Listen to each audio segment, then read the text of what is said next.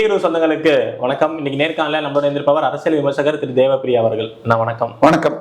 முதல் சட்டமன்ற கூட்டத்தொடர் ஆரம்பிச்சிருக்கு திரு ஜோசப் விஜய் அவர்கள் தலைமையில. அதுலயே இப்போ ஒரு சர்ச்சை. ஒரு பக்கம் திமுக என்ன சொல்றாங்கன்னா, தமிழ் தாய் வாழ்த்து பாடப்படலை, புறக்கணிச்சிட்டாங்க அப்படின்னு சொல்றாங்க. இன்னொரு பக்கம் இல்லைங்க, தமிழ் தாய் வாழ்த்து தான் முதல்ல பாடப்பட்டது, அதுக்கப்புறம் தான் தேசிய கீதம் பாடப்பட்டது.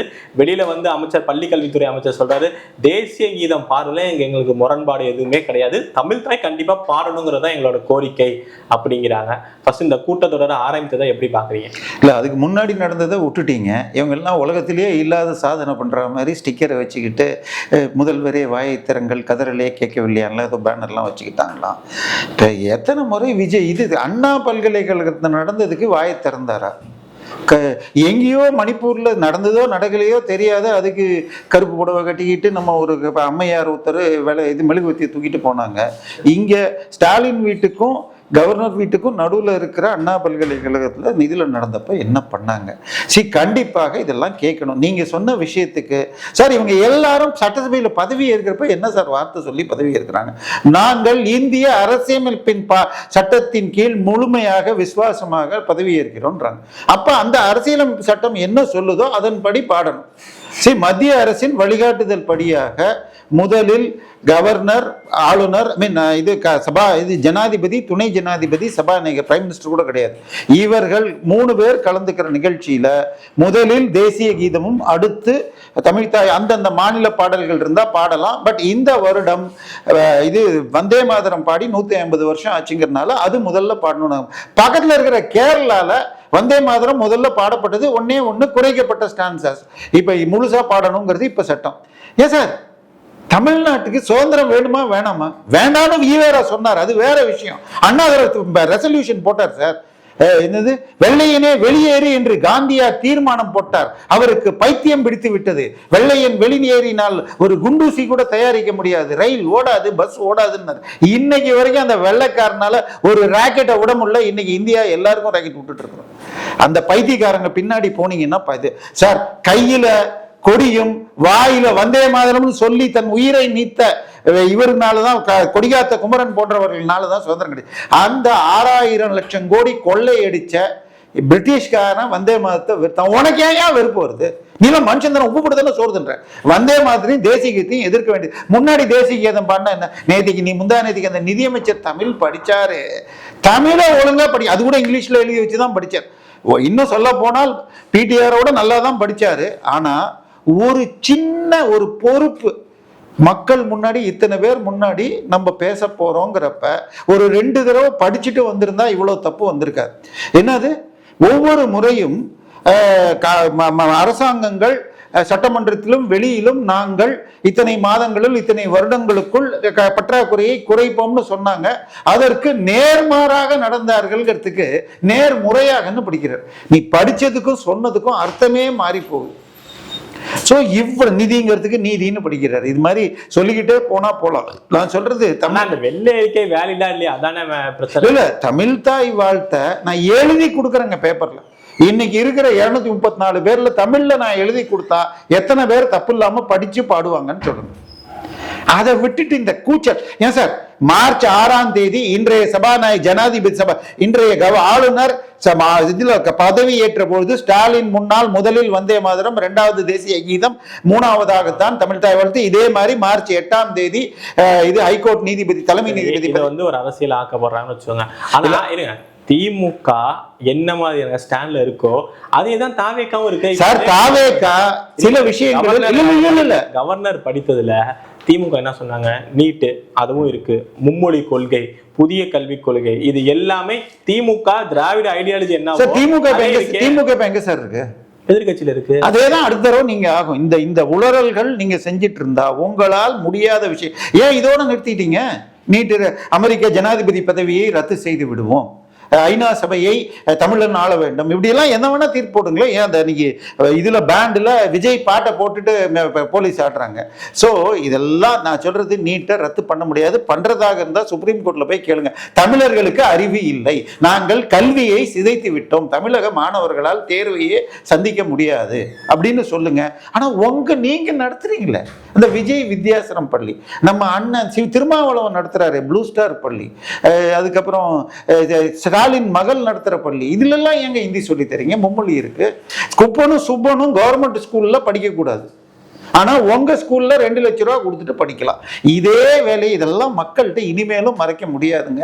தயவு செய்து திமுக எங்கே வெளியேற்றப்பட்டதோ அதே இடத்துக்கு நீங்க போகிறதா இருந்தா பண்ணுங்க. இன்னொரு பேச்சு இதுலயே இந்த சட்டமன்ற கூட்டத்தோட ஆரம்பத்துல என்ன சொல்றாங்கன்னா, பாத்துக்கோங்க தாவேகாவும் பாஜகவும் ஒண்ணு, என்ன தாவேகா அரசு எழுதி கொடுத்ததோ அதை அச்சு பிசுறாமல் கவர்னர் படிக்கிறார். இதுல இருந்தே தெரிஞ்சு போச்சு அரசியல் ரீதியா 2 பேரும் கூட்டணி அப்படின்னு. சார் கொஞ்சமாவது அறிவு இருக்கா சார் பேசுறவனுக்கு?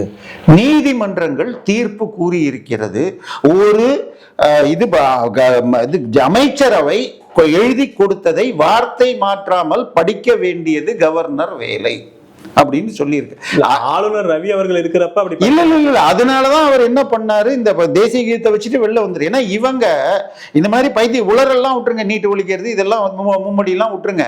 அது தவிர தமிழகத்தில் தேனும் பாலும் ஓடுது, இதுக்கு பேர் என்னது, பெண்கள் பாதுகாப்பாக இருப்பது இந்தியாவிலே நம்பர் 1 எழுதி கொடுத்தா அவரால் படிக்க முடியல. இதெல்லாம் நீ செய்ய போறது இல்ல, உளறிட்டு போ. 1.5 ட்ரில்லியன் 2035 நீ 2035 1 ட்ரில்லியன் வரணும்னா முதல்ல ஸ்டெர்லைட்டை திறக்கணும். நேரத்தைக்கு வைகோ போய் ஸ்டெர்லைட் திறக்கக்கூடாதுன்னு சொன்னதாக சொல்லுகிறார். அவரு போனது என் கட்சிக்காரன் ராஜினாமா பண்ண நிக்க விடுவியாப்பான்னு கெஞ்சறதுக்கு போனார்.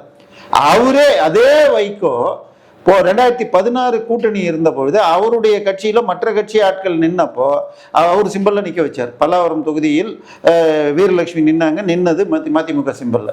இப்ப விஜய் சொல்லிட்டாராம், நீங்க ரிசைன் பண்ணிட்டு வந்தா விசில்ல நிக்கிறதா இருந்தா கொடுக்குறேன், இல்லாட்டி இல்லைன்ட்டாராம். இப்போ அவர் இங்கே வந்தாலும் இடியாப்ப சிக்கலில் மாட்டிக்கிறாங்க. சரியா? அதனால இதெல்லாம் ஒன்றும் பண்ண முடியாது. அந்த இதே சட்டமன்ற இதுல ஆளுநர் அவர்கள் வாசிக்கிறதுல பெரிய ஒரு முக்கியத்துவம் பெற்றது கோவில் காசு HRNC புதிய வரைமுறைகள்லாம் எடுத்து போறாங்க. கோவில் காசு கோவிலுக்கே தான் உபயோகப்படுத்த போறாங்கிறாங்க. இல்ல 2 விஷயங்கள். ஒண்ணு, கோவிலுக்கு சொந்தமான சொத்துக்களை டிஜிட்டல் மூலமாக போட்டு ஆன்லைன்ல போடுவேன் இருக்காங்க. அடுத்தது இந்து அறநிலைத்துறை செய்யும் கணக்குகள் அனைத்தையும் எக்ஸ்டர்னல் ஆடிட் செய்து ஆன்லைன்ல ஏற்றப்படும் இருக்காங்க. இதை தாண்டி இது பட்ஜெட்ல வர்றப்ப துணை மானிய கோரிக்கையில அதை சொல்லி நிறைவேற்றுவாங்களான்னு பார்க்கணும். 2021 முதல் முறை திமுக வந்தோன்னா அத்தனை கோயிலையும் போடுவேன்னாங்க. அதன் பிறகு என்னுடைய நண்பர் மூத்த போராளி TR ரமேஷ் வழக்கு போட்டா நாங்க வெறும் சினாப்சிஸ் தான் கொடுப்போம், வருமானம் இவ்வளவு செலவு இவ்வளோன்னு இந்த கதையை ஓட்டிக்கிட்டு இருக்காங்க. இது கண்டெம்ட்னாலும் இப்ப இன்னும் அதை விடுங்க. 2021 மே மாதம் கொடுத்த சுயமோட்டோ ஜட்ஜ்மெண்ட் 75 கைட்லைன்ஸ்ல இந்த ஆடிட் செய்வதை வெளியார் செய்யணும்னு இருக்கு. 40 லட்சம் ரூபாய்க்கு மேல வருமானம் இருந்தால் அதை தணிக்கை செய்யணும். இவங்க உள் தணிக்கையே செஞ்சிட்டு இருந்தாங்க. அதன் பிறகு எங்களை போன்றவர்கள் பிகுரூஸ் போன்ற நடுநிலை சேனல்ல பேச முடிஞ்சதுனால இப்ப பிகுரூஸ் சேனல்ல சொன்னதுக்கு பிறகு என்ன பண்ணாங்க, HRNC உடைய ஆடிட்டர்களை அந்த டிபார்ட்மெண்ட்ல இருந்த ஆளுங்களை கொண்டு போய் பக்கத்துல வேறொரு ஆபீஸ்ல போட்டு LF ஆடிட்னு சொல்லிட்டு பஞ்சாயத்து ஆபீஸ் ஆடி, எங்க அப்பாவே LFல ஒர்க் பண்ணுவார், எனக்கு அது என்ன நல்லாவே தெரியும், அங்க போட்டுட்டு அது எக்ஸ்டர்னல் ஆடிட்னு ஏமாத்துறாங்க. அதையாவது வெளியில சொல்றாங்களா? அதையும் சொல்லல. ஏற்கனவே கடந்த 20 வருஷத்துல கோயில்ல தவறான அக்கவுண்டிங் அல்லது தவறான செலவுன்னு அப்ஜெக்ஷன் எவ்வளவு இருக்குன்னு நினைக்கிறீங்க? ஒரு 19 லட்சம் அப்ஜெக்ஷன் தான். அதுல சில பல லட்சம் சில கோடிகள் வரைக்கும். ஒரு சின்ன உதாரணம் சொன்னா, சுவாமிமலை லிஃப்ட் 30 லட்சம் லிஃப்ட், 2 லிஃப்ட்டுக்கு 3.5 கோடி ரூபாய் செலவு கணக்கு காட்டியிருக்காங்க. இதே நம்ம திருச்செந்தூர் கோயில்ல 450 கோடி ரூபாய் செலவு செய்த தக்கார் யாருன்னு சொன்னால் சேகர் பாபு மகன் கம்பெனியின் பார்ட்னர் அருள்முருகன். இது எல்லாம் முழு ஆடிட் செய்யணும், இதுல சொன்னதை செய்யணும். ஆனால் அந்த துறைக்கு தற்போது செயலாளராக போடப்பட்டுள்ளவர் மீது அந்த துறையின் செயற்பாட்டில் இருக்கும் மக்களுக்கு நம்பிக்கை இல்லை. ஏன்னா அவர் போன முறை கக்கூஸ் ஊழல்ல 3000 ரூபா ஒரு மாசத்துக்கு கிளீன் பண்ண கக்கூஸுக்கு 350 ரூபா நீ ஏற்றி 1400 கோடி ஊழல் செய்த துறைக்கு அமைச்சருக்கு உதவி செய்தார். அவருடைய மனைவி பெயரிலேயே அந்த IAS அதிகாரி கம்பெனி போட்டு கான்ட்ராக்ட் எடுத்திருக்காருன்னு ரெட்பிக்ஸ்ல ஒரு யூனியன்காரரும் சொல்லியிருக்காரு. ஸோ நான் சொல்றது இன்னைக்கு இன்னொரு செய்தி கூட வந்திருக்கு. உங்க பேரு கார்த்தி, ஐயா பேரு இன்னொன்னு, என் பேரு இது. ஒரு ஆள் பேர் தெரியுமா உங்களுக்கு? பொதுப்பணி திலகம்னு ஒரு அதிகாரி பேரு. அவர் ரொம்ப பெரிய ஆளு, 1000 கோடிக்கு மேல மணல் அள்ளல் நீர்வளத்துறையில அப்படி திருவள்ளூர்ல இருந்து சம்பாதிச்சாராம். அவரை மாற்ற முடியாதுன்னு சொன்னாங்க, இப்ப நேத்தைக்கு மாத்திருக்காங்கன்னு பல செயற்பாட்டாளர்கள் இன்னைக்கு கொண்டாடுறாங்க. ஸோ சில நல்லவைகள் நடக்கிற மாதிரியும் தெரியுது. இன்னொன்னு பார்த்துருப்போம் நம்ம. இல்ல நீங்க கேட்டீங்களே கொஞ்சம் முன்னாடி, அந்த வெள்ளை அறிக்கையில் 13 இடங்களில் இது கமிஷன் அல்லது கரப்ஷன்ற வார்த்தை பயன்படுத்தப்பட்டிருக்கு. ஸோ கரப்ஷன் நடந்திருக்குங்கிறதுக்கு 13 லட்சம் கோடி அல்லது 10 புள்ளி பிளஸ் அந்த 3 லட்சம் கோடிங்கிறதுல உங்களுக்கு இது அதாவது ஒரு ஆட்சியை பிடிக்கிறதோ பட்ஜெட் போடுறதுங்கிறது கிணத்து மேல உளுத்து போன கட்டை மேல நடக்கிற மாதிரி அர்த்தம். அதுல நீங்க 100 அடி கிணறுல 98 அடியில போய் விழுந்தாலும் கீழே விழுகிறது தான். நீங்க இந்த அறிக்கை ஆரம்பம் இல்லை, அதில் அதை தடுக்கிறதுக்கு என்ன வழி? போன முறை வெள்ளை அறிக்கை கொண்டு வந்த PTR 50ல இருந்து 75,000 கோடி அன்னைக்கு நிலைமையில இன்னைக்கு கணக்குல போட்டா 99,000 கோடி வரைக்கும் டாஸ்மாக்ல தனியார் பாக்கெட்டுக்கு போகுது. லீக்கேஜ்னு 8 தடவை சொல்லியிருக்கீங்க. அதை தடுக்க என்ன செய்ய போறீங்க? அடுத்தது இன்னொன்னு சொல்லியிருக்காரு. அதாவது அவர் உதாரணத்துக்கு சொன்னது, அண்ணா நகர்ல ஸ்கொயர் ஃபீட் 20,000 ரூபா போற இடத்த 3,000 ரூபா கைட்லைனுக்கு ரிஜிஸ்டர் பண்றாங்க, அதனால பத்திரப்பதிவு துறையில் நஷ்டம்ங்கிறாரு. ஐயா, எனக்கு 2 சிக்கல் இருக்குங்க. நம்ம செந்தில் பாலாஜின்னு ஒரு தியாகி இருக்காரு பாருங்க, திராவிட மாடல் தியாகி. அவருடைய தம்பியுடைய மனைவி பெயர்ல தம் மாமியார் வாங்கினாங்க. தம்பி மனைவியின் மாமியார் இடம். அந்த இடத்துக்கு அந்த ஓனர் வித்தார் பாருங்க. அவரு KVBல டைரக்டர், கணவர் மனைவி பேர்ல சொத்து. அவங்களுக்கு விண்மில் கம்பெனி அதுக்கு லைசன்ஸும் கொடுத்தாங்க. அதனால அவர் வெறும் 10,80,000 ரூபாய்க்கு அந்த அம்மாக்கு வித்தாங்க. ஆனால் அதுல சிட்டி யூனியன் பேங்க்ல வச்சு அவங்க ஒரு 25 கோடி கடன் வாங்கியிருந்தாங்க. 30 கோடி கடன் வாங்கணும்னா டிஸ்ட்ரஸ் சேல் வேல்யூ 60 கோடி இருக்கணும், ப்ராப்பர்ட்டி வேல்யூ 80 கோடி இருந்தால் தான் வரும். 80 கோடி ரூபா சொத்தை 10 லட்சம் ரூபாய்க்கு வாங்கினாரு. இன்னைக்கு நீங்க பேசுனதுக்கு வழக்க போடுங்க. இதுல இன்னொன்னு பொன்முடி, KKSSR, தங்கம் தென்னரசு, இவங்க எல்லாம் பெருசா பேசப்பட்டது பத்திரப்பதிவுத்துறை. இல்ல முதல்ல வரேன், எந்த வழக்குமே இல்ல. DVAC சார்பாக இது போன ஆட்சியில் வழக்கை முடித்து வைத்தது செல்லாதுன்னு ரெஸ்டோர் பண்ணார் ஆனந்த் வெங்கடேஷ். அதை உச்ச நீதிமன்ற தலைமை நீதிபதி என்ன சொன்னார்? இது போன்ற நீதிபதிகள் கடவுளால் கொடுத்த கொடை. நான் கடைசியில அதுக்கும் ஸ்டே கொடுத்திருக்காங்க. இந்த ஸ்டேயை உடைக்க வேண்டியது தமிழக அரசு. ஸ்டாலின் தூங்கினார், அதுக்கு அவர் பேர்ல வழக்கு போடலாம். இப்பொழுது அருண் அவர்கள் அந்த 3 ஸ்டேயும் உடைச்சிட்டு அந்த வழக்குக்கு தண்டனையை வாங்கி தரணும். சரி, மிக விரைவில் 2 விஷயம் சொல்றாங்க. ஒன்று, இந்த 4 MLAக்கள் ரிசைன் பண்ணதுக்கு தேர்தல் நடத்தலான்னு நேற்றுக்கு ஹைகோர்ட் சொல்லிடுச்சு. ஆனால் அவர்களையே நிற்க வச்சால் அது செல்லாதுன்னு மாறுவதற்கு வாய்ப்பு இருக்கு. தகுதி நீக்க இன்னொரு பக்கம் ஓடிட்டு இருக்கு. இதுக்கு நடுவுல இன்னொரு செய்தி வருது. நீங்க இந்த ஆல்ரெடி சோஃபா அரசியல் அப்படின்னு பேசிட்டு இருக்கப்ப இவ்வளவு நாள் தாவேக்கால தான் எல்லாருமே சேர்ந்தாங்க. ஆனா தாவேக்கால 10 பேர் தூக்குறதுக்கு ஒரு பேச்சு போயிட்டு இருக்கு. இல்ல அதாவது இந்த 4 பேரோட வைகோ 2 வரேன்னு சொல்லிட்டு இருக்காரு. இன்னும் மனிதநேய மக்கள் கட்சியில இருந்தும் 2 பேர் வரேன்னு சொல்றாரு. தமிழ்முன் அன்சாரி வரதாக இல்லை. அவர் சிதம்பரம் இன்னொரு தடவை நின்னா ஜெயிக்க முடியாது, இந்த பக்கம்னு பயப்படுறாரு, ஏதோ ஒரு தடவை தப்பி பொழைச்சன்ட்டு. ஸோ 4 பேர் வர்றாங்க. பட் இவர்கள் வைக்கும் கண்டிஷன் இங்க வந்தாலும் விசில்ல நிக்கணும்னு அதுல சிக்கல் இருக்கிறது. பட் இவங்க என்ன பிளான் பண்ணியிருக்காங்க? இப்ப 107, இப்போ 5 நடக்க போகுது. விஜயபாஸ்கரை விட்டுருவோம். 6 விஜயபாஸ்கர் சீட்டு கடந்த 4 முறையாக அவர் தான் ஜெயிக்கிறாரு. அவர் திமுக சைடு தான் போவார்னு நமக்கு வருகின்ற தகவல்கள் சொல்கிறது. ஸோ அப்போ 107 + 5 112, இன்னும் ஒரு 4லேருந்து 6 வந்துருச்சுன்னால் மெஜாரிட்டி தனியாகவே தாவேக்காவுக்கு வந்துடும். காங்கிரஸில் இருக்கிற 5 பேருமே கட்சியிலிருந்து விலகி தாவேக்காவில் இணையவும் தயாருங்கிற லெவலில் இருக்காங்க. பட் இப்போதைக்கு எடுக்கும் சர்வேக்கள் தாவேக்காக்கு ஆதரவாக இல்லாதனால் கூட்டணியை உடைக்கிற ஐடியா இல்லை, பட் சேவ் பண்ணிக்கணும்னு பார்க்குறாங்க. ஸோ திமுகவிலிருந்து 12 எம்எல்ஏக்களோடு தாவேகாவினர் பேசிக்கொண்டு இருக்கிறார்கள். ஆனால் அதை எக்ஸிக்யூட் பண்ணா வருகின்ற திங்கட்கிழமை விஜய் பர்த்டே, அப்பொழுது 10 எம்எல்ஏக்கள் வரை தாவேகாவிலிருந்து உருவதற்கு மாப்பிள்ளை சார் 100C வரை 100 ஸ்வீட் பாக்ஸ் வரை ஒரு இதன் போட்டிருக்காரு. உதாரணமாக கொளத்தூர் VS பாபு உட்பட தனக்கு அமைச்சரவை பதவி கிடைக்கவில்லை என வருத்தத்தில் இருக்கிறார். ஸோ இது மாதிரி 10 எம்எல்ஏக்களை டார்கெட் பண்ணி இந்த பக்கம், சோ இவங்க அடிக்க போறாங்களா அவங்க அடிக்க, சோஃபாவா ஸ்வீட் பாக்ஸா எது முந்துதுன்னு தெரியாது. இல்லை இவை எல்லாமே இல்லாம ஒரு பேச்சுவார்த்தையோட போலாம். எப்படி இன்னைக்கு சட்டமன்றத்தில் கலாட்டா நடக்கும்னு கூட வாய்ப்பு இருந்ததுன்னோ வீடியோ வச்சோன்னா அடக்கி வாசிச்சிருக்காங்க. ஸோ ட்ரைனிங் எடுத்துட்டு இருக்காங்க. திங்கட்கிழமை, நாளைக்கு வெறும் 3 நாள் தான் சட்டமன்றம் கூட போகுது. நாளைக்கு வெறுமனே இரங்கல் தீர்மானங்களும், திங்கள் செவ்வாய், திங்கட்கிழமை இவங்க எல்லாம் கூவாங்க, செவ்வாய்க்கிழமை விஜய் பேசுவார்.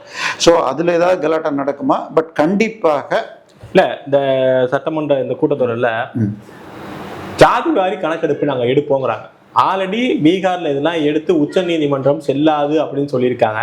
இது நடைமுறை சாத்தியமா இல்ல இவங்க எடுக்கிறது வேற? ஏன்னா இவங்களும் ஒரு பேரு மேல சமூக துறைக்காக நாங்க எடுக்க போறோம்னு சொல்றாங்க. பட் இது சாத்தியம் ஆகுமா? ஐயா, சட்டம் என்ன சொல்கிறதுன்னா, ஒரு 100 பேர் தேர்வு எழுதினால் 50.5, அதாவது மெஜாரிட்டியோட அதிகமாக மக்கள் போட்டியால் தேர்ந்தெடுக்க வேண்டும். இப்போ இடஒதுக்கீடு என்பது 49.5க்கு மீறக்கூடாது. தமிழகத்தில் ஏற்கனவே 69 இருப்பதாக சொல்லப்படுகிறது.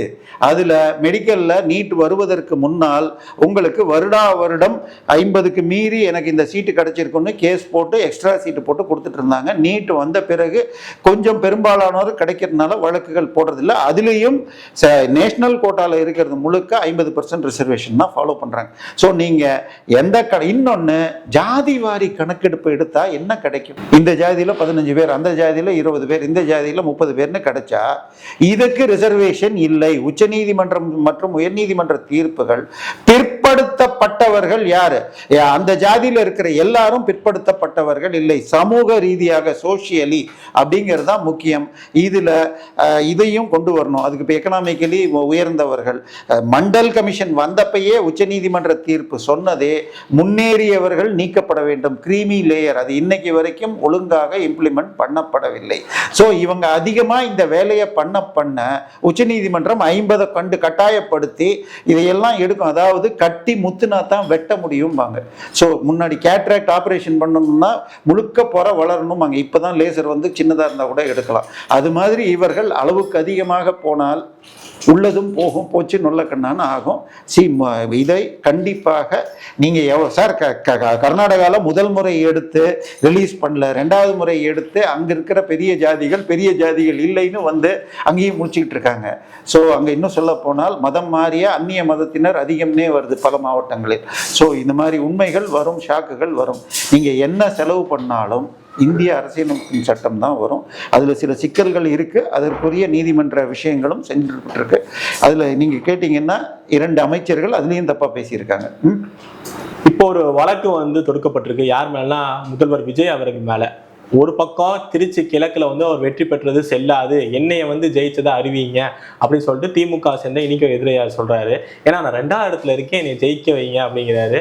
அதுலயும் பல குற்றச்சாட்டுகள் சொல்றாரு. குழந்தைங்களை வச்சு அவர் ஜெயிச்சிட்டாரு, அரசியல் கட்சி சின்னத்தோட தேவாலயத்துல போய் பிரார்த்தனை பண்ணியிருக்காருன்னா ஒரு அடுக்கடுக்கான குற்றச்சாட்டு. இந்த பக்கம் பெரம்பூர்லயுமே இவரோட ஜெயிச்சது செல்லாதுன்னு ஏகப்பட்ட தொகுதியில, கொளத்தூரா இருக்கட்டும், இது திருவெரும்பூர் அன்பில் மகேஷ் பொய்யாமொழி அவர்கள் ஜெயிச்ச தொகுதியா இருக்கட்டும், இந்த மாதிரியான வழக்குகள் எப்படி பாக்குறீங்க? இல்ல பிரச்சனை என்னன்னு சொன்னால், தற்சமயம் நம்ம போன வாரம் பேசிய அந்த உச்சநீதிமன்ற தீர்ப்பு, ராஜ்யசபா தேர்தலில் மீனாட்சி நடராஜனுடைய அஃபிடவிட்ல தப்பு இருக்குன்னா அதை ரிஜெக்ட் பண்றதுக்கு எலெக்ஷன் கமிஷனுக்கு உரிமை இருக்குன்னு தீர்ப்பு வந்திருக்கு. இப்ப இது ராஜ்யசபா தேர்தல்லாம் இருக்கிற எம்எல்ஏ தேர்ந்தெடுக்கிறது. ஸோ அதுல தப்பு இருந்தா 2 பக்கமும் வக்கீல்களை வச்சு அங்கேயே முடிவு பண்ணிடுறாங்க. ஆனால் சட்டமன்றமோ பாராளுமன்ற தேர்தல்னா சட்டமன்றத்தில் 2.5 லட்சம் பேர்கிட்ட நீ ஓட்டு வாங்கி ஜெயிக்கணும், பாராளுமன்றம்னா 20 லட்சம் பேர் ஒன்று தேர்ந்தெடுக்கணும். ஸோ நீங்க அப்ஜெக்ஷன் பண்ணி நீக்கிறதுல 10க்கு 9 இல்லாட்டி 100க்கு 99 பேர் தோத்து தான் போவாங்கிறதுனால போட்டி போட்டும் பார்த்துக்கலாங்கிற மாதிரி ஒரு டிசிஷனை அதிகாரிகள் எடுக்கிறாங்க. ஏன்னா அந்த முன்னாடிலாம் 30 நாள் இருந்த டைம் இன்னைக்கு எலெக்ஷன் ஸ்பேன் டைம் குறைஞ்சி படிச்சுக்கிட்டே வந்து ஒரே நாளில் அத்தனை அஃபிடவிட்டையும் பார்க்கணும். அவங்கள பொறுத்த வரைக்கும் அந்தந்த காலம் டிக் அடிச்சிருக்கா, ஃபில்லப் பண்ணியிருந்தா ஃபில்லப் பண்ணியிருக்காங்கன்னு போட்டுக்கிறாங்க. ஆனால் தவறு இருந்தால் அந்த நேரத்தில் சுட்டி காட்டி இருக்க வேண்டும். ஏன்னா அதுதான் மெயின். ஸோ இப்போ உதாரணமாக உதயநிதி அவர்கள் 2021 தேர்தலில் தன்னுடைய 7.5 கோடி இன்வெஸ்ட்மெண்ட் நான் பண்ணியிருக்கேன்னு இந்த முறை நீக்கி இருக்கார். அதை நான் யாருக்காவது தானம் கொடுத்துட்டேன் அப்படின்னு சொல்லியிருந்தா வேற விஷயம். இந்த முறை அதை அப்படியே விட்டுட்டார். ஸோ அந்த பணம் எங்கே போச்சு, அதுக்கு அதோடைய கணக்கு என்னங்கிற கேள்வி ஓரளவுக்கு நியாயமானது. சரி, தவறுகள் ஜென்யூன் என்று நிரூபிக்க முடிந்தால் கண்டிப்பாக அவர்களுடைய அஃபிடவிட் செல்லாது. இது நீங்க பெரம்பூர் தொகுதியில் முதல்ல 2 அஃபிடவிட்ல அவர் சேர்க்காத சில சொத்துக்களை திருச்சியில் போயிட்டு வந்து திருப்பி கொண்டு வந்து போட்டார். ஸோ அதன் பிறகு அந்த அவருடைய கேரவான் சேர்க்கப்பட்டது, இன்னும் ஏதோ ஒரு சொத்துன்னாங்க. ஸோ இருக்கிற டயத்துக்குள்ள மாற்றியிருந்தால் அலவுடு. ஆனால் இந்த கேஸ் எல்லாம் நடக்கிறதுக்கு நம்ம இந்தியாவில் யாருக்கோ குழந்தை பிறந்ததுன்னாங்க, அவங்க தாத்தா அரப்ப முடியலாம். ஏன்னா 2011 ஸ்டாலின் கேஸ் இன்னும் முடியல. 2016 இன்பதுரை ஜெயிச்சது செல்லாதுன்னு போன வாரம் ஹைகோர்ட் சொல்லிச்சு. எப்போ 2016 21 முடிஞ்சு 26 முடிஞ்சு இப்போ சொல்லிச்சு. அதை எதிர்த்தும் திருப்பி இன்பதுரை அப்பீல் போயிருக்கார். ஸோ இந்திய நீதிமன்றங்களில் வேகமாக நடக்காது. ஆனால் மக்கள் மன்றத்தில் பீகுரூஸ் மாதிரி சேனலில் இதை கொண்டு போயிட்டு இன்னும் கொஞ்சம் ஆதாரங்கள் அவங்களும் கொடுத்தாங்கன்னா நம்மளும் எடுத்துட்டு இதை வேகமாக நடத்துகிற வழியை பார்த்தால் ஒரு சில தகுதி நீக்கங்கள் நடக்கலாம். இன்னொரு ஜட்ஜ்மெண்ட் ஒன்று வந்திருக்கு. என்னன்னா, தேவாலயம் கட்டுறதுக்கு இடைக்கால தடை கொடுத்துருக்காங்க. எங்கன்னா கோவையில் ஒரு மாரியம்மன் கோயில் பக்கத்தில் ஒரு தேவாலயம் சிஎஸ்ஐ மூலியமாக கட்டிக்கிட்டு இருக்காங்க. அந்த கட்டுமானத்துக்கு இடைக்கால தடை போட்டிருக்கு கோர்ட்டு. ஏன், என்ன காரணம்? இல்லை, கோவை காலப்பட்டியில் ரொம்ப பிரசித்தியான கோயில் மாரியம்மன் கோயில். அதுக்கு பக்கத்திலேயே இவங்க சர்ச்சு கட்டுறாங்க. ஒன்றே ஒன்று வச்சுக்கோங்க, சர்ச்சு அல்லது மசூதிங்கிறது ஜபக்கூடங்கள்னு பேர். தயவுசெய்து இந்த தேவாலயங்கிற வார்த்தையை யூஸ் பண்ணாதீங்க. ஜபக்கூடங்கள்ங்கிறது அங்கே பேச அவர்கள் அங்கே அவர்களுடைய தொன்ம புத்தகங்களை வைத்துக்கொண்டு அந்த வசனங்களை செர்மனாக பாதிரியாரோ மௌலியோ சொல்லுவாங்க. சரியா? அவ்வளோதான் இது விஷயம். அங்கே பேசப்படுபவை இன்னும் சொல்ல போனால் இஸ்லாமியவர்கள் 5 தடவை சொல்றதே சட்ட விரோதம்னே வரும். லா இலாஹு இல்லல்லாஹுன்னு சொன்னால் அல்லாவை தவிர மற்றவர்கள் கடவுள் இல்லைன்னு சொன்னால் அந்த அல்லாஹ் என்ன செய்தார் என்று சொல்லும் கதைகள் எல்லாம் நம்ம தௌரத் என்ற பைபிள்லேருந்து எடுக்கப்பட்டிருக்கு. இஸ்ரேலுடைய தொல்லியல் இயக்குனர் ஆய்வு நூல் படியாக பைபிளில் 1% கூட வரலாற்று உண்மை இல்லை. அப்படி இருக்கிறப்ப அல்லாஹ் செய்த காரியங்கள் எல்லாமே பொய்ன்னா அல்லாஹ் உண்மையாங்கிறது எனக்கு தெரியாது. ஆனால் உங்களுக்கு வழிபாட்டு உரிமை இருக்கிறது. இப்போ எதுக்குங்க சர்ச்சு கட்டணும்? வேற யாரும் வேணாங்க, இது பைபிள் தாங்க. இதில் மத்தேயு வசனம் 6:23 எடுத்து படிச்சீங்கன்னு சொன்னா என்ன இருக்குன்னு சொன்னால், ஒரு நிமிஷம் நம்பரை செக் பண்ணிக்கிறேன், அதுக்கப்புறம் நான் சொல்லிடுறேன். எனக்கு நம்பர் தெரியும். சரியா? மத்தேயு 6:5 நீ ஜபம் பண்ணும் பொழுது மோசடிக்காரன் போல ஜபக்கூடத்திலோ அல்லது நாற்சந்தியிலோ சத்தமாக ஜபம் செய்ய வேண்டாம், அவர்கள் அதற்குரிய ஆக்கினியை தண்டனையை பெற்றுவிட்டார்கள். நீ ஜபம் செய்ய வேண்டும் என்றால் உன் வீட்டினுள் சென்று தனி அறையுள் சைலண்டாக பண்ண, அதைத்தான் அங்க இறைவன் விரும்புவார்னு இயேசு சொல்லியிருக்கார். சரியா? இயேசு தன் சீடர்களை அனுச்சப்ப யூதர் அல்லாதவர்களிடம் செல்லாதீர்கள், சமாரியர்களிடம் செல்லாதீர்கள் அப்படின்னார். நான் காணாமல் போன ஆடுகளாகிய யூதர்களிடம் மட்டுமே அனுப்பப்பட்டேன்னு சொல்லியிருக்கார். இன்னும் சொல்ல போனால், வேடதாரிகளான விவிலியக்காரர்களே, நீங்கள் ஒருவரை மதம் மாற்ற நாடுகளையும் கடல்களையும் தாண்டி சென்று மாற்றுகிறீர்கள். அப்படி மாற்றிய பின் நீங்கள் உள்ள நரகத்தை காட்டிலும் 2 மடங்கு நரகத்தை அவர்கள் பெறுவார்கள்னு சொல்லியிருக்கார். மத்தேயு 26:15 இந்த வசனம். சரியா? ஸோ நீங்களும் நரகத்தில் தான் இருக்கீங்களா, இன்னொருத்தரம் மாற்ற வேண்டாம். சரி, உங்களுடைய வழிபாட்டு உரிமை கிறிஸ்தவர்களுக்கு அத்தனையும் உண்டு, நீங்க ஜெபம் பண்ணலாம். ஆனால் ஒருவரை மதம் மாற்றுதல் என்பது மிக மிக கொடுமையானது. பால் எழுதியிருக்காரு, மனித உடம்பு என்பது இறைவனின் விக்கிரகம், அல்லது இன்னும் சொல்ல போனால் கருவறைன்னு இருக்கு அந்த வார்த்தை டிரான்ஸ்லேஷன். ஸோ அந்த கடவுள் படைச்ச தன்னுடைய சாயலில் மனிதனை படைத்தான்னு சொன்னால், ஆறறிவோடு படைக்கப்பட்ட மனிதனை எந்த மதத்தில் என்ன ஏங்க எலான் மஸ்க்கு பையனா பிறக்க வைக்கல, இல்லாட்டி இவருக்கு பிறக்க வைக்கல, என்ன இந்திய உலக கடவுள் நர்த்தனமாடிய இந்த திருவிளையாடல இந்த மண்ணில் எங்க அப்பாவுக்கு பிறக்க எனக்கு பெருமைங்க. எனக்கு எலான் மஸ்க்கு அந்த துட்டை வச்சு திராட்சை ரசத்தை குடிக்க வேணாம், பைபிள்ல இருக்குது. உன் வயிறு மோசமா இருக்கிறதுனால வெறும் தண்ணியை குடிக்காத வைனை குடிச்சுக்கொண்டு வருது. ஸோ இதெல்லாம் நமக்கு தேவையில்லை. இது திட்டமிட்டு இப்ப என்ன முதல்ல சர்ச்சு கட்டுவாங்க, அப்புறம் என்ன சொல்லுவாங்க, அந்த கோயில்ல இருந்து ஊர்வலம் எடுத்துட்டு போனா இங்க வாசல்ல இது நாதஸ்வரம் வாசிக்காத, அப்புறம் இது கட்டாத, இங்க பாட்டு பாடாத, இது மாதிரி பல கோவில்களில் நடந்திருக்கு. பெரம்பலூர்ல ஒரு ஊர்ல 15 வருஷமா தேர் திருவிழா நடக்க முடியாம இருக்கு. ஸோ சார், சிந்து சமவெளி நாகரிகம்னு படிச்சிருக்கீங்களா? அந்த ஊர் அமைப்பை PhDக்காக ஆகமத்தை ஆராய்ச்சி செய்த அறிஞர், ஒரு ஊரு நடுவுல கோயில், கோயிலை சுத்தி 4 மாட வீதி, அதுக்கு அந்த பக்கம் மார்க்கெட்டு, இதுதான் அமைப்பு. இந்த முறையில் தான் இந்தியாவின் ஒவ்வொரு ஊர்களும் இன்னைக்குதான் பல்வேறு தொழில்கள் இருக்கு. அந்த காலத்துல கோயிலுக்காக பூ பழம் நைவேத்தியம் அதை கொண்டு வந்து மார்க்கெட்டு. நம்ம அன்னைக்கு 2 தாங்க தொழில், 1 விவசாயம், 2வது துணி, இதுக்காக டிரான்ஸ்போர்ட். ஸோ இதோட அதிகமா செய்யறதுக்கு கோயிலுக்கு பூக்கள் பழங்கள்னு கொடுக்கறது. ஸோ இப்படி வளர்ந்தது. இது எல்லாமே மனிதனுக்காக உருவாக்கப்பட்ட இயற்கையோடு இயந்த சமயம். திருவள்ளுவர் ஒரு நல்ல நாடுன்னு சொன்னால் அதுல நடக்க வேண்டியவைன்னு, மழை இல்லாமல் போனால் என்னென்ன நடக்காதுன்னு சொன்னப்ப தவமும் தானமும்னு ஒரு குறள்ல சொல்லுவார். தவம் என்பது துறவிகள் செய்வது, தானம் என்பது யஜ்ஞங்கள் செய்து மனிதர்கள் கொடுக்க வேண்டியது. அதுக்கு முன்னாடி குறள் சிறப்போடு பூஜனை செல்லாதும் பார் அப்படின்னு சொன்னால் தினசரி பூஜைகளும் பண்டிகை கால பூஜைகளும் நடக்கணும், அது தினசரி நடக்கணும். ஸோ திட்டமிட்டு வேண்டும் என்ற, இன்னும் சொல்ல போனால் இது வழக்கு இது ஹைகோர்ட் வரைக்கும் வந்திருக்கு. நம்ம போனது இதுல ஒரு பாதிரியார் ஒருத்தர் பேசி அவரு போய் ஹைகோர்ட்ல போய் பண்ணார். அவரு என்னங்க சார்ஜ் பொண்ணையாவா, அவரு வந்து என்னது பூமாதேவி பேர்ல செருப்பு போட மாட்டேன்னு காந்தியை கிண்டல் பண்ணாரு. ஆனால் அவங்க போப்பு வந்தாருன்னா எல்லா ஊர்லயும் முத்தம் கொடுப்பாரு பூமிக்கு, சரியா? ஆனால் நிலமென்னும் நல்லாள்னு திருவள்ளுவர் சொல்வார் பூமாதேவியை. அதை தாண்டி எங்க அப்பா எல்லாம் புத்திசாலி, இந்த மோசமான மதத்திலிருந்து மாறிட்டார், நான் இந்த இந்து இல்லைன்னு பேசினார், தண்டனை வாங்கி தரல. அந்த போராட்டமே என்ன மீட்டிங்னு சொன்னால், சட்டவிரோதமா நாங்க ரோட்டுக்கு ரோட்டு சர்ச்சு கட்டினா கவர்மெண்ட் அதிகாரிகள் கடவுள் பக்தர்கள் சொன்னால் எங்களை தடுக்கிறார்கள். நாங்க கூச்சல் போடுற சர்ச்சு கட்டுறது எங்க உரிமை, சட்டவிரோதமாக கட்டுவதை தடுப்பது. அதுக்கு எதுக்கு உங்களை நான் கொண்டு வந்தேன்? திமுக நாங்க போட்ட பிச்சை, இதுதான் அவர் பயன்படுத்திய வார்த்தை. கன்னியாகுமரியில் இது நிறைய நடக்குது, பல இடங்களில் இது நடக்குது. வாணியம்பாடியில் போஸ்டர், ஜோசப் விஜய் ஆட்சியில் இது கிறிஸ்துவத்தை பரப்புவோம், ஆங்காங்கே சர்ச் கட்டுவோம்னே போஸ்டர் அடிச்சதாக சில இது பார்த்தேன் நான்.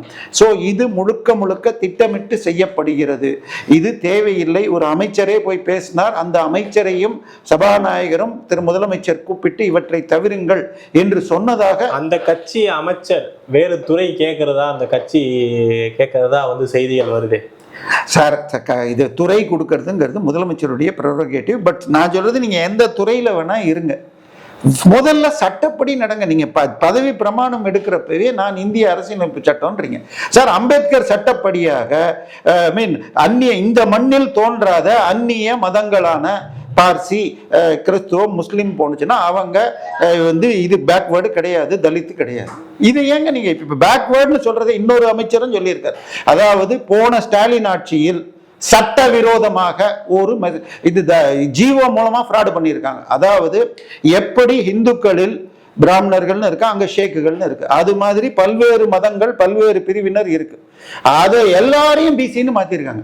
அப்ப இருக்கிற அந்த 29% இந்துக்களுடைய இதை அவங்க எடுக்கிறாங்க. அதை இது பண்றதுக்கு 3% தனியாக கிறிஸ்தவர்களுக்கும் 3% முஸ்லிம்களுக்கும் 2006 கருணாநிதி ஆட்சியில கொடுத்தப்ப, அப்ப பீட்டர் அல்போன்ஸ் ஒருத்தர் இருக்காரு பாருங்க, அவர் என்ன சொல்றாரு, நாங்க 3 எல்லாம் எங்களுக்கு வேணாம், நாங்க 7% ஏற்கனவே கொள்ளையடிச்சுக்கிறோம், அது போயிடும். நாங்க இப்ப இந்த 3 5 ஆக்கணும் சார். முஸ்லிம்ல இருக்கிறவங்க யாரும் பிசி கிடையாது, அவர்கள் எல்லாம் பிசி வேணும்னா இபிசின்னு இதுல எக்கனாமிக்கலி வீக்கர்ல வரணும். அதாவது மண்டல் கமிஷன் அறிக்கையின் போது அதாவது எஸ்சின்னு சொன்னா ஷெட்யூல்டு கேஸ்ட், அந்த அட்டவணையில் அல்லது பட்டியலில் குறிப்பிட்ட ஜாதிகள், பிசின்னு சொன்னா பேக்வேர்டு கேஸ்ட், இந்த கேஸ்ட்ங்கிற வார்த்தையை எடுத்துட்டு கம்யூனிட்டிஸ்னு போட்டு முஸ்லிம் ஜாதிகளை சேர்த்திருக்காங்க.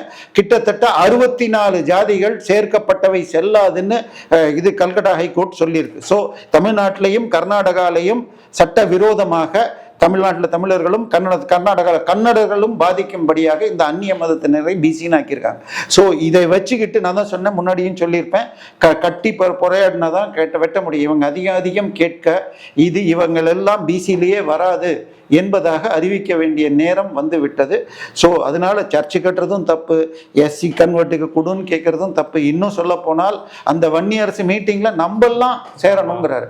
அவருடைய தந்தையாருக்கு அவர் கிறிஸ்தவ முறைப்படி செய்தார்னு பார்த்தா அவருடைய மனைவி பிராக்டிசிங் கிறிஸ்டியன். இவர் ஹிந்துன்னு சொல்றதே சட்டப்படியாக அம்பேத்கர் சட்டத்திற்கு மோசடி என உச்சநீதிமன்றம் மகாதேவன் பெஞ்ச் கொடுத்த தீர்ப்பின் அடிப்படையாக அம்பேத்கர் சட்டத்துக்கு செய்யப்படும் மோசடி.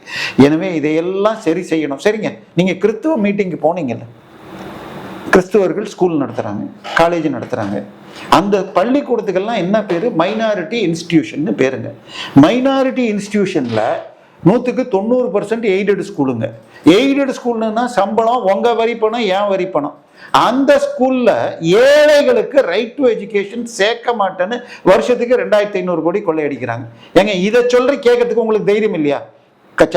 சர்ச்சு என்பது ஒரு மாஃபியாவாக நாங்கள் ஏழைகளுக்கு கல்வி கொடுக்க மாட்டோம்னு கேஸ் போட்டு ஜெயிச்சிருக்காங்க. அடுத்ததாக மைனாரிட்டி இன்ஸ்டிடியூஷன்னா அதுல 50% கிறிஸ்தவ மக்களுக்கு சீட்டு கொடுக்கணும். முஸ்லீம் தான் அது கொடுக்க மாட்டேன்னு சொல்லி லயோலா, சென்ட் மேரிஸ் மற்றும் இது போய் ஸ்டே வாங்கி வச்சிருக்காங்க. ஸோ கிறிஸ்தவர்களுக்கு எதிராக சர்ச்சுகள் மாஃபியாக்கள் இருக்கு. அந்த மீட்டிங்ல போயிட்டு நீங்க இன்னும் போராட்டம் பண்ணுன்றீங்க. சார், போராட்டம் பண்ண 4 பேர் 720 ரூபாய்க்கு மதிப்புள்ள 4 கண்ணாடியை உடைச்சதுக்கு 4 வருஷ தண்டனை மதுரை ஹைகோர்ட்டு கொடுத்துருக்கு. 13 வருஷ தண்டனை ஹைட்ரோ கார்பன் திட்டத்துக்கு எதிர்த்தாப்புல போராடிய PR பாண்டியன் உட்பட விவசாய போராளிகளுக்கு கொடுத்துருக்கு. தயவு செய்து இந்த ஏழை இளைஞர்களை போராட்டத்துக்கு அழைக்கிறது இதெல்லாம் பண்ணாதீங்க. இனிமேல் கேமரா முன்னாடி பண்ணீங்கன்னா உங்க எதிர்காலம் போயிடும். தயவு செய்து சட்டவிரோதமாக சர்ச்சு கட்டுறதோ போராட்டத்துக்கு அழைக்கிறதெல்லாம் நிறுத்தணும். நம்மளும் சட்ட ரீதியாக இவற்றை அணுகணும். நம்ம பி குரூஸ் மாதிரி சேனல்ல இதை இன்னும் மக்கள்கிட்ட கொண்டு போகணும். இன்னொரு விஷயம், பத்திரிகை செய்தியில நம்ம பார்த்திருக்கோம், இந்த வெள்ளை அறிக்கை அது பெருசா தாவேகா தரப்புல இருந்து நாங்க திமுகவோட முகத்தீரை கிழித்திட்டோம், ஃபெயிலியரானதை கிழிச்சிட்டோங்கிறாங்க. ஆனா பத்திரிகையில வேற விதமா செய்தி வருது, திருப்தியா இல்லை முதல்வருக்கு, அதனால யார் வெள்ளை அறிக்கை தயாரிச்ச அந்த அதிகாரிகள் மேல கடும் கோபம், அதாவது லெஃப்ட் ரைட் வாங்கிட்டாரு அப்படின்னு செய்திகள் வருது. இல்ல, அந்த அதிகாரி சில அந்த ஒன்றிய அரசு இதை கொடுக்கல அந்த மாதிரி சொன்னதெல்லாம் நல்லா இல்லை. கடைசியில இது போன ஆட்சி சரியா பண்ணுச்சுங்கிற மாதிரி அந்த அதிகாரி சில நேரத்தில் சொன்னார். பெருவாரியாக அந்த அறிக்கையில ஒன்றும் தப்பு இல்லை. ஆனால் பிரச்சனை என்னன்னு தெரிஞ்சிருச்சு. நோய் நாடி நோய் முதல் நாடி, அது வரும் வழி நாடி வாய்ப்பை செயல். ஸோ இப்போ பிரச்சனை இருக்குங்க. நீங்க மொத்த வருமானம் இத்தனை, அதுல உப்பு புளிக்கே 10லன்னு சொல்லி இருக்கிற இது ரெவின்யூ டெபிசிட், வருமான பற்றாக்குறை, அதாவது வீட்டு வாடகை, அரிசி பாசாமா வாங்குறதுக்கு அது தவிர பழைய இது வட்டி, இது ரெண்டுமே சேர்ந்து 1,15,000 கோடி இருக்கு. அதுக்கப்புறம் தான் நீங்க ரோடு போடுறதுக்கோ கான்ட்ராக்ட் போடுறதுக்கு கொடுக்கறதுக்கு எல்லாம்.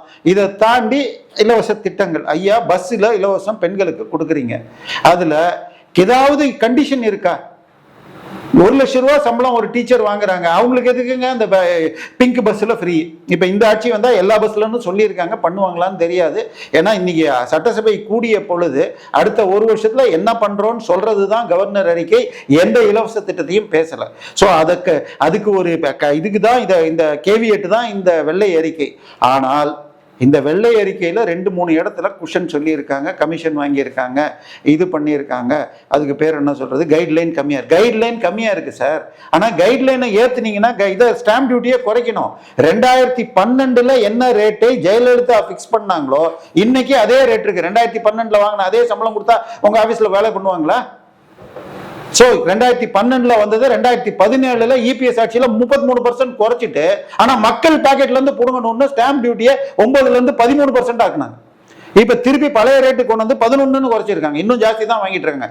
இந்தியாவிலேயே மிக அதிகமான ஸ்டாம்ப் டியூட்டி டாப் 2ல தமிழ்நாடு இருக்கு. ஸோ ஸ்டாம்ப் டியூட்டியை குறைங்க. இவர் சொன்ன உதாரணப்படியே கைட்லைனு 24,000 ரூபா இருக்கிற அண்ணா நகர்ல 4,000 ரூபா கைட்லைன் இருக்குன்றாரு. நம்ம இது செந்தில் பாலாஜி 80 கோடி ப்ராப்பர்ட்டை 10 லட்சத்துக்கு ரெஜிஸ்டர் பண்ணாரு. இதை சொல்லலாமா என்னன்னு தெரியல. விஜய் வித்யாசிரம்னு ஒரு பள்ளிக்கூடம் இருக்குங்க, OMR படூர்ல. போய் அந்த மேப்பை போட்டு பாருங்க. அந்த பள்ளிக்கூடம் இந்த ரோட்ல இருக்கு, இந்த பக்கம் இருக்கிற லே அவுட்ல 5,000 ரூபா ஸ்கொயர் ஃபீட்னு போட்டிருக்காங்க. 5,000 ரூபா ஸ்கொயர் ஃபீட்னு போட்டிங்கன்னா 22 கோடி ரூபா ஒரு ஏக்கர் வருதுங்க. இவர் வெறும் ஒரு 3 ஏக்கரை 10 கோடிக்கு தான் ரெஜிஸ்டர் பண்ணியிருக்காரு. இப்போ இதையும் விசாரிக்கலாமா? தயவு செய்து கண்ணாடி கூண்டில் இருந்துக்கிட்டு வீட்டில் இருந்துக்கிட்டு கல்லடிக்கக்கூடாதுங்கிறாங்க. பட் நீங்கள் சொன்னதை செய்யுங்க, பழசையாவது மறந்துட்டு. பட் ஊழல் செய்தவர்களுக்கு தண்டனை வாங்கி தர வேண்டும். உட்காந்து 30 லட்சம் ரூபா லிஃப்ட்டை 3 கோடி ரூபான்னு கணக்கு எழுதுறதும் 450 கோடி ரூபாய்க்கு செஞ்சிருக்கு. எனக்கு வருகின்ற தகவல் அடுத்த 1 மாதத்திற்குள் 10 அமைச்சர்கள் நீங்கள் இது பண்ணலாம். டிவிஎஸ்சி சார்பாக இது ஸ்டேல இருக்கிற அத்தனை வழக்குகளுக்கும் ஸ்டேயை வித்ரா பண்ணுறதுக்கு பொன்முடி, KKSSR, தங்கம் தென்னரசு போன்றவர்கள் வாங்கிய ஸ்டேயை எடுத்துட்டு அந்த வழக்கை விரைவாக முடிக்க வேண்டும் என்பதெல்லாம் ஆபரேஷன் ப்ளூ ஜெயண்ட் என்று இவர் போட்டு கொடுத்துருக்கிற, அருண் போட்டு கொடுத்துருக்கிற லிஸ்ட்டில் முடிந்தால் முன்னாள் துணை முதலமைச்சர் குடும்பத்தையும் கை வைப்பேன்னு தான் ரத்தீஷ் வரைக்கும் FIRல போட்டிருக்கார். ஸோ இந்த ஆட்சியை பேக் ஃபுட்டில் வைக்கணும்னா அந்த வழக்குகள் தான் அவர்களை பின்தள்ளும். நீங்கள் சிரிக்கலாம், அதுதான் நடக்க இருக்கிறது. அதையும் கண்டென்ட்டாக அடுத்த மாதம் பேசுவோம்.